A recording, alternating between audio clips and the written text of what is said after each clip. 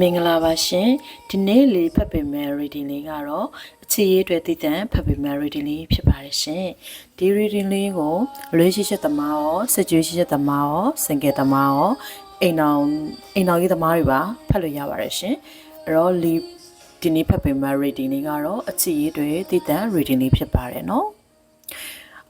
ဒီလက်ရှိကာလအပိုင်းခြားရင်ကနေပြီးတော့2026ထိပေါ့နော်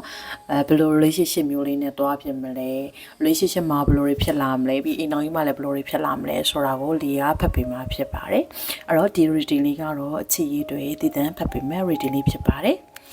လေးပြပေးထားတဲ့ဒီပုံလေးထဲမှာပေါ့နော် file 1 file 2 file 3ဆိုပြီးတော့လေးပြပေးထားပါတယ်အဲ့တော့ file 1က file 1သမားလေးတွေ file 2သမားလေးတွေ file 3သမားလေးတွေကံကောင်းပါစေเนาะအဲ့တော့လီစပြောပြီးမယ်နံပါတ်လေးကတော့ file 1သမားလေးတွေဖြစ်ပါတယ်ရှင်ဟုတ်ကဲ့ file 1သမားလေးတွေရာဒီလက်ရှိပေါ့เนาะ go relationship ရှိနေရဆိုလို့ရှိရပေါ့လက်ရှိ relationship ကခုအချိန်မှာပေါ့နော်အရှင်တော့ကကိုနဲ့တူနဲ့အဆင်မပြေခဲ့တဲ့အရာတွေဒီချိန်မှာအဆင်ပြေလိမ့်မယ်ပေါ့နော်သူကကို့အပေါ်မှာဘယ်လိုပြောမလဲအမြင်မှန်တွေရလာပြီးတော့ကို့ကိုပို့ပြီးတော့တန်ဖိုးထားလာမယ်ပို့ပြီးတော့ချစ်လာမယ်ပို့ပြီးကောင်းလာမယ်ဆိုရင်အဲ့လိုနမိတ်လေးကိုလီခံစားမိရကွယ်ဒီလားဒီဖိုင်ဝမ်သမားလေးတွေကပေါ့နော်ဆိုတော့ဒီလက်ရှိ relationship လေးကပို့ပြီးတော့ဒီထက်ပို့ပြီးအဆင်ပြေလာမယ်အရင်ကအဆင်မပြေမှုတွေဂျားလူအနှောင့်အယှက်တွေဂျားလူကြောင့်ဖြစ်နေတဲ့ပြဿနာတွေစိတ်ညစ်ရစိတ်လျှော့ရအဲ့ဒါတွေကာလတွေကကုန်ခဲ့ပြီဆိုတဲ့ပုံစံမျိုးတွေ့ရတယ်လက်ရှိချင်းကနေစပြီးတော့ဒီ2026နှစ်ဝက်အထိမှာသူနဲ့ကိုယ်နဲ့မှာလုံးဝအဆင်ပြေတဲ့ relationship လေးဖြစ်လိမ့်မယ်နောက်ပြီးတော့တစ်နှစ်တက်လန့်မယ်ဆိုတဲ့ပုံစံမျိုးကိုလည်းလေ့တွေ့ရပါတယ်လက်ရှိ relationship ကနေပြီးတော့ marriage life ထိသွားဖို့အထိသူ့ဘက်ကနေပြီးတော့စူးစမ်းလာတာမျိုးသူ့ဘက်ကနေပြီးတော့မိဘတွေနဲ့ကိုယ်နဲ့ဟိုပေးတွေ့တာမျိုးမိတ်ဆက်ပေးတာမျိုးအဲ့လိုမျိုးအဆင့်ပုံစံလေးရောက်လာမယ်ဆိုတဲ့ပုံစံမျိုးလည်းလေ့တွေ့ရပါတယ်ဒါလေးကတော့ relationship သမားလေးအတွက်ဖြစ်ပါတယ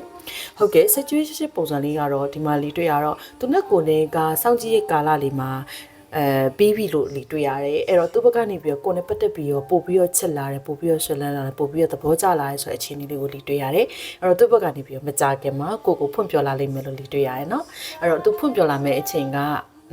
ဒီအနည်းဆုံးဖတ်မယ်ဆိုလို့ရှိရင်တော့ဒီ2025နှစ်ကုန်12လပိုင်းအကုန်ပေါ့နော် Happy New Year အဲ့မတိုင်ကလေးမှာသူဖွင့်ပြောလာလိမ့်မယ်လို့တွေ့ရတယ်နှစ်ယောက်ရဲ့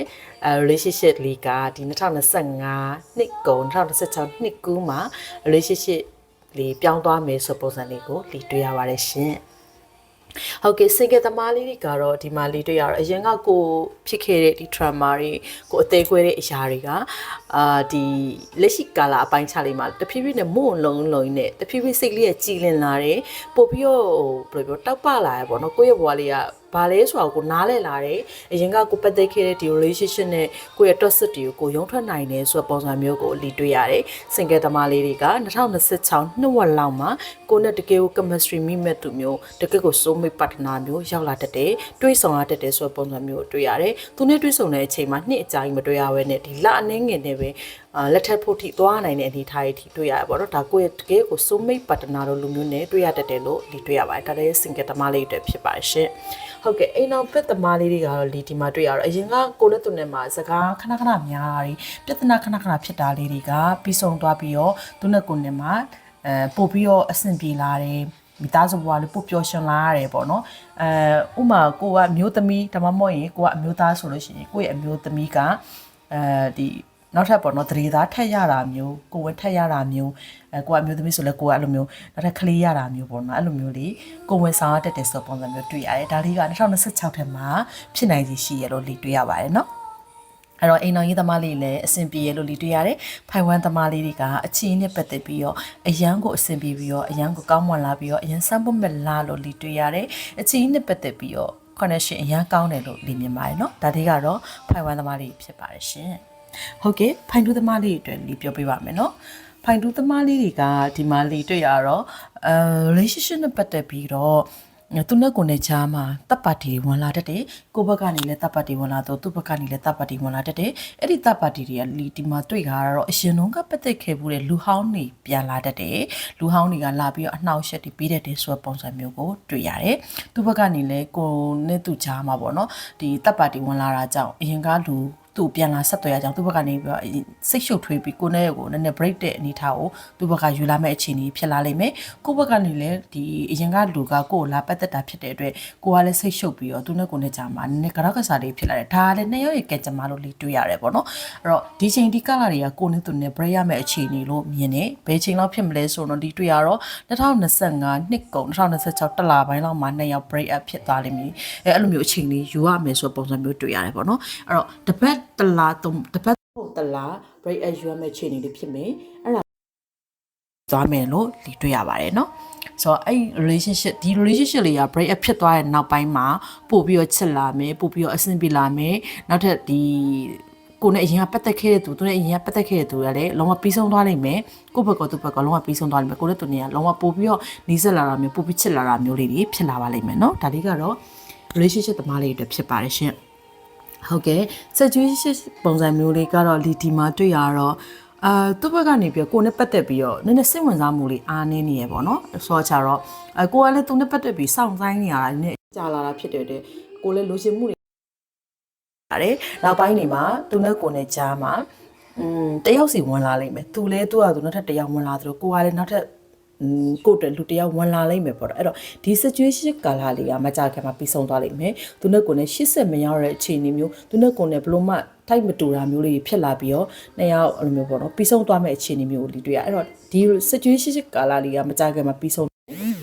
သူနဲ့ကိုနဲ့လည်းရည်စက်ကုန်ကန်နေပြီဘယ်အချိန်လောက်မှဖြစ်လာနိုင်မလဲဆိုရင်တော့ဒီမှာလေးတွေ့ရ2026နှစ်လပိုင်းသုံးမဟုတ်3လပိုင်းဝန်းကျင်လောက်မှာပြီးဆုံးသွားမယ်ဆိုတဲ့ပုံစံမျိုးကိုလေးတွေ့ရပါတယ်เนาะဒါလေးရတဲ့ situation ပုံစံမျိုးလေးအတွဲလေးအတွက်ဖြစ်ပါတယ်ပေါ့နော်အဲ့တော့ထက်ကြည့်ပြီးမှဒါတော့ single သမားလေးအတွက်ဖြစ်ပါတယ်ပေါ့နော်အဲ့တော့ single သမားလေးတွေကလေးတွေ့ရလက်ရှိမှာကိုယ်သဘောကျနေတဲ့သူကိုယ်သဘောကျနေတဲ့သူတွေရှိနေတတ်တယ်စမ်းပွင့်တဲ့ကာလလေးဖြစ်နေရင်ဆိုတော့ကြတော့ကိုကသူ့ကိုသဘောကျတယ်သူကလည်းကိုယ်သဘောကျတိတိလေးသဘောကျနေတဲ့ပုံစံမျိုးလေးတွေ့ရတယ်ပေါ့နော်အဲ့တော့ဘယ်ချင်းဘယ်ကနေစတွေ့မလဲဆိုတော့ဒီမှာလေးတွေ့ရတော့ social media ကနေစပြီးတော့တွေ့ဆုံနေမယ်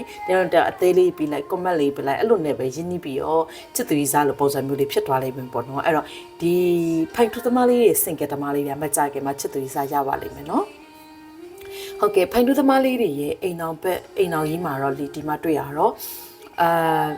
့သူနဲ့ကိုနဲ့နှစ်ယောက်ပေါ့နော်ဟိုတခြားနိုင်ငံတနိုင်ငံကိုခီးထွက်တာမျိုးခြားနိုင်ငံတနိုင်ငံကိုအပျော်ခီးသွားတာမျိုးဒါမှမဟုတ်ရင်မြို့အဝေးဆုံးမြို့ကိုအပျော်သွားတာမျိုးအဲ့လိုမျိုးဟိုနှစ်ယောက်တီးဆန့်ပေါ့နော်အပျော်ခီးလေးထွက်ဖြစ်တတ်တယ်ဆိုတဲ့ပုံစံမျိုးကိုဒီတွေ့ရပါတယ်နော်ဒီအိမ်အောင်ရင်းနဲ့ပတ်သက်ပြီးလဲအရန်ကိုပျော်ရွှင်ရလိမ့်မယ်အရန်ကိုကြည်နူးရလိမ့်မယ်အရင်ကငွေကြီးခက်ခဲခဲ့တာတွေတောင်းတအဆင်မပြေမှုတွေဖြစ်လာတာတွေကအခုဒီကာလအပိုင်းခြားရင်မှာတော်တော်လေးအဆင်ပြေလာလိမ့်မယ်ငွေကြီးလဲတော်တော်လေးငွေဝင်လာလိမ့်မယ်ပေါ့နော်ဒီနှစ်ယောက်ရဲ့အိမ်တော်ကြီးမှာတော်တော်လေးတာယာတဲ့အနေအထားလေးရောက်လာလိမ့်မယ်လို့ဒီတွေ့ရပါတယ်နော်ဒါလေးကတော့ဖိုက်တူသမားလေးတွေဖြစ်ပါတယ်ရှင်ဟုတ်ကဲ့ဖိုင်သီးသမားလေးကိုလေးဆက်ဖက်ပြပါမယ်နော်ဖိုင်သီးသမားလေးတွေကဒီလက်ရှိ relationship လေးကသူနဲ့ကိုနဲ့ကြားမှာပေါ့နော်အထင်လွဲမှုလေးတွေရှိတတ်တယ်သူကကိုပေါ့နော်အထင်လွဲတာကိုကသူ့အထင်လွဲတာဒါမျိုးလေးတွေကနှစ်ယောက်ရဲ့ကြားမှာညှိနှိုင်းမှုအားနေတယ်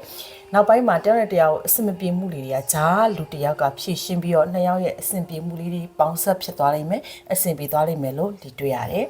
ဆိုတော့သူ့ဘက်ကနေပြီးကိုယ်အရန်ချစ်လို့အရန်တဝင်းတိုးတာမျိုးကိုကလည်းသူ့ကိုအရန်ချစ်လို့အရန်တဝင်းတိုးတာမျိုးတခြားတယောက်နဲ့ကိုကထင်လိုက်တာမျိုးသူကလည်းကိုယ်တခြားတယောက်နဲ့ထင်လိုက်တာအဲ့လိုမျိုးအထင်လွဲမှုလေးတွေရှိတတ်တယ်အဲ့ဒါလေးကိုကြားရကနေပြီးတော့ကိုယ့်ရဲ့တငယ်ချင်းတို့မဟုတ်ကိုယ့်ရဲ့ဟိုဘောနော်အကြီးကဲတို့မဟုတ်အဲ့လိုဂျားလူတယောက်ကဝင်ဖြည့်ရှင်းတာကြောင့်သူနဲ့ကိုယ်နဲ့ကြားမှာအဆင်ပြေပြီးတော့အဲ့လိုတန်တရားစိတ်တွေပျောက်သွားတာမျိုးပို့ပြီးတော့ရင်းနှီးလာတာမျိုးနှစ်ယောက်ရဲ့ကြားမှာအပျော်ခီးလေးထွက်ဖြစ်တာမျိုးအဲ့လိုမျိုးလေးတွေ့ရတယ်ပေါ့နော်အဲ့တော့ဒီလီတွေ့ရတော